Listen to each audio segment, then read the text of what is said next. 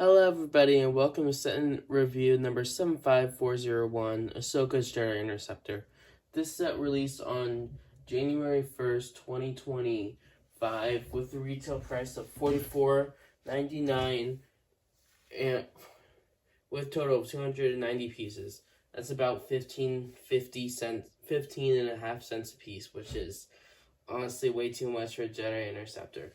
No one should be paying that much for a Jedi for this set, but it's commonly on sale for around $35, which knocks it down to probably about 12 cents a piece.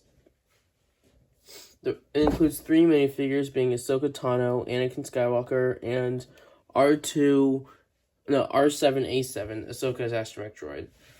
On the back of the box, it just shows the Jedi's Interceptor in open position and everything, with showing off some place features, including Ahsoka's lightsaber storage and spring-loaded shooters. Anyways, just that, let's get into the build. The first minifigure, and honestly the one I was most excited about, is this Jedi Knight Anakin.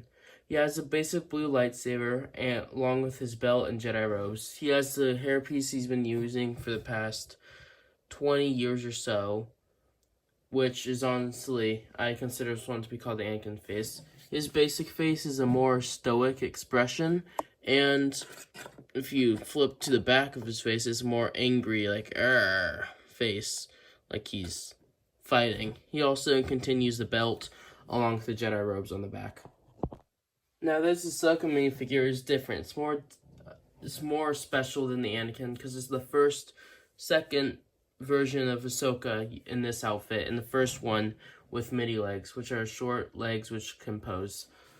She has 2 green lightsabers and a really nice headdress piece, which is a new print and a new head print too. She has that outfit from the second half of the Clone Wars up until season 7. So I believe it was seasons 4 and 5 she had it. It just has a nice belt and nice leg printing with, like, I don't really know what it's called or anything, but like the pink design around her crotch area. On the back, it just has her backless dress, and if you take off the headdress, you can flip around to another grrr expression. She also has little cutouts for, like, her tank top, and she has plain orange arms. Now, R4A7 is the second version of this droid's ever had. The first one was released all the way back in 2009 with the Ahsoka's Jedi Starfighter, not the Interceptor. I feel like this droid's more of a she compared to R2D2, who's more of a he. I might be a bit, yeah, never mind. Well, she has, she has basically R2D2, but in dark red with a white head with green instead of blue on it. She has no back print, and on the front you can just see she has a bunch of wire, like, astromech accessory pieces. So yeah, now onto the build. Now personally, I like this build with everything, but except for the price tag, which, I talked about in the intro. Starting off, it has these 2 blaster cannons with, like, nice detailing to give, like, little gaps and texturing up near the front. And it has a bunch of, like, greeveling along both wings, which are both identical, except for the hole for the astromech. And it also has these guards, which you can pick up and show more vents. It has a bunch of stickers, including these crescent-like pieces on every side. And then on the bottom, there's just a bunch of vents with armor. There's more stickers on both of these triangle pieces, which were new pieces for the set. And yeah, you can flip up all these guards like this. And then you have it with the guards open, just like that.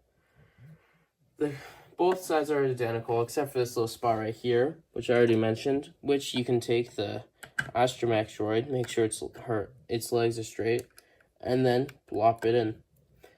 That's the spot for the astromech, and it also has these little tiny guns on both sides.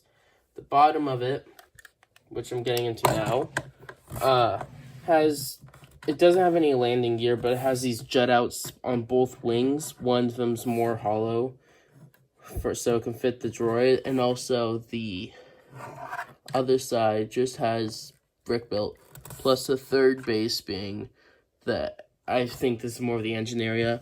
On the back, you can see the thrust coming out with the blue pieces, and also spring-loaded shooters, which, just fire by pushing down on them. And then you can just reload by plopping them in like that. The cockpit here, which is where a lot of the controversy with the build comes from, in my opinion, it's not too bad or anything. It has nice detailing. It's just kind of a downgrade from the last one, which they didn't need to do.